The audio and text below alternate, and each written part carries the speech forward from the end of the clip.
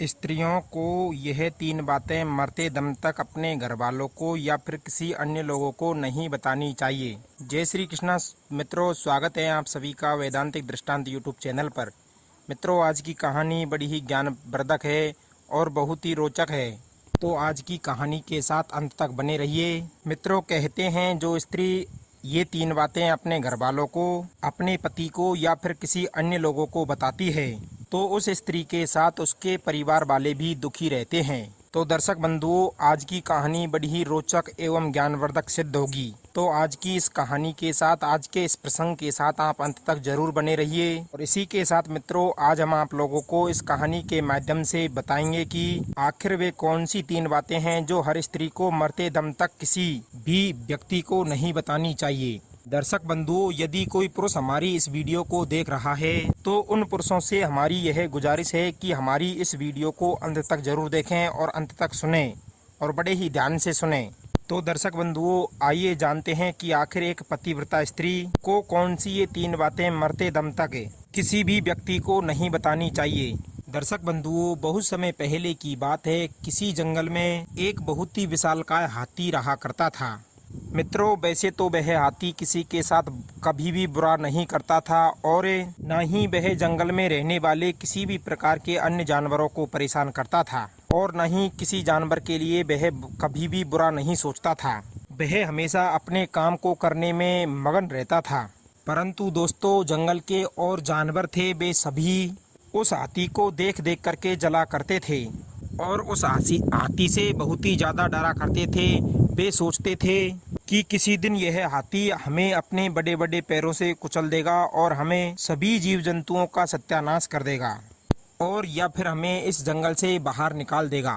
दर्शक बंधुओं, वे सभी जानवर उस हाथी को जंगल से बाहर निकालने के फिराक में रहते थे और सभी जानवर मन में ये सोचते कि आखिर किस तरह इस हाथी को इस जंगल से बाहर की ओर निकाला जाए।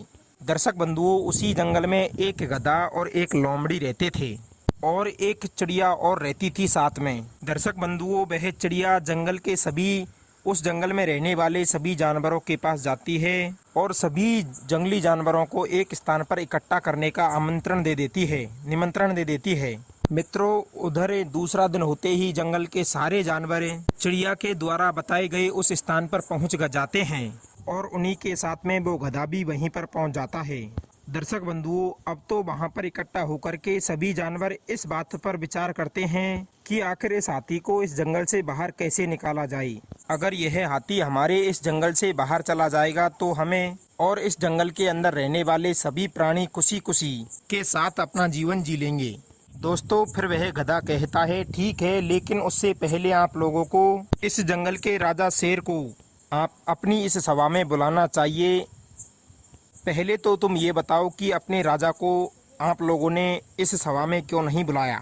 दर्शक बंधुओं, उस गधे की इस प्रकार की बातों को सुनकर के वह लोमड़ी कहती है कि अरे मूर्ख गधे, तुम्हें पता नहीं कि अभी हम सभी इस जंगल के सबसे बड़े जानवर हाथी को निकालने की बात कर रहे हैं और तुम्हें पता ही है कि जो शेर है वो हमेशा हमेशा हम सभी जानवरों को खाने की फिराक में रहता है। यदि हमने उसे यहाँ पर बुला लिया तो वो हमें कच्चा ही खा जाएगा। अभी तक एक मुसीबत हमारे सिर से टली नहीं और हमें अगर अपनी दूसरी मुसीबत को अपने सिर पर लेकर आएंगे तो यह हमारे लिए बहुत ही ज़्यादा घातक सिद्ध हो सकता है। दर्शक बंधुओं, उसके बाद में वह लोमड़ी गधे से कहती है, हे मूर्ख गधे, तुमको आखिरी में यहाँ पर बुलाया किसने है? तुम यहाँ पर बिना बुलाए आए हुए हो और उसके बाद भी तुम यहाँ पर इस पंचायत में तुम अपनी बातों को हमारे सामने रख रहे हो। तुम्हें कोई अधिकार नहीं है कि तुम अपनी बातों को हमारे सामने प्रस्तुत करो या रखो। तुम तो केवल हम सबकी बातें सुनो और चुपचाप यहाँ पर बैठे रहो। दोस्तों, फिर वह लोमड़ी सभी जानवरों से कहती है कि हमेशा जहाँ पर ताकत का प्रयोग नहीं किया जाए उस स्थान पर हमेशा अपनी बुद्धि का इस्तेमाल करना चाहिए। कहते हैं बल और बुद्धि में सर्वश्रेष्ठ बुद्धि को ही माना जाता है। कहते हैं कि बल का उपयोग हमेशा एक उपयुक्त स्थान पर ही किया जाता है, लेकिन बुद्धि एक ऐसी चीज होती है जिसका उपयोग हम किसी भी जगह पर, किसी भी स्थान पर, कहीं पर भी कर सकते हैं। दर्शक बंधुओं, उसके बाद में वह लोमड़ी सभी जानवरों से कहती है कि चलो ऐसा करते हैं कि कल हम उस हाथी को कुछ लालच दे करके और इस जंगल में जो लकड़ी की पुलिया है उस लकड़ी की पुलिया के पार निकाल देंगे। और जैसे ही हाथी लकड़ी की पुलिया से बाहर निकल जाएगा, पुलिया के दूसरी पार चला जाएगा, झट से ही हम उस लकड़ी की पुलिया को, उस लकड़ी से बने हुए पुल को तोड़ देंगे और उसके बाद में उस नदी को पार करके हाथी वापस नहीं आ पाएगा। दोस्तों, जैसा लोमड़ी ने कहा सभी ने वैसा ही कहा और वैसा ही सुना और हमें हाँ करने लगे। उसके बाद में मित्रों, जैसे ही दूसरा दिन होता है तब लोमड़ी हाथी के पास जाती है और हाथी से कहती है और उस हाथी से बड़े ही मीठे शब्दों में बातें करने लगती है। और दोस्तों, यह किसी ने सत्य ही कहा है कि हमेशा जो गर्म लोहा होता है उसे एक ठंडा लोहा ही काट देता है। इसी प्रकार से मित्रों, मनुष्य की एक वाणी ही होती है, एक जीव ही ऐसी होती है जो हजारों लाखों आदमियों का दिल भी जीत लेती है और हजारों लाखों लोगों का दिल और मन सुख खराब भी कर सकती है। दोस्तों, इस प्रकार वह लोमड़ी उस हाथी से मीठे मीठे वचनों में, मीठे मीठे शब्दों में बातें करने लगती है और अब तो वह अपने शब्दों का ऐसा जाल बिछा देती है कि उस हाथी को लालच दे देती है। तो मित्रों, लोमड़ी के लालच में आकर के हाथी उस पुल के पार जाने को तैयार हो जाता है। अब तो लोमड़ी उस हाथी को लेकर पुल के पास पहुंच जाती है और वहां पर जाकर के हाथी से कहती है कि हे दोस्त, तुम आगे आगे चलो। दर्शक बंधुओं, फिर हाथी आगे आगे चलने लगता है। अब तो हाथी उस पुल को पार कर जाता है और जैसे ही हाथी पुल को पार करता है तो वह लोमड़ी पुल को वापस पलटकर बीच पुल में से वापस पलट करके अपनी तरफ आ जाती है। और अब तो उस जंगल के सभी जानवरों के साथ में मिलकर के नदी के ऊपर होकर जा रहे उस पुल को तोड़ देते हैं। मित्रों, इस प्रकार को देख करके हाथी बहुत ही ज्यादा दुखी हो जाता है। और दर्शक बंधुओं, लोमड़ी की इस प्रकार की चालाकी को देख करके जंगल के सभी लोग उस लोमड़ी को बहुत ही चालाक और बुद्धिमान मानने लग जाते हैं।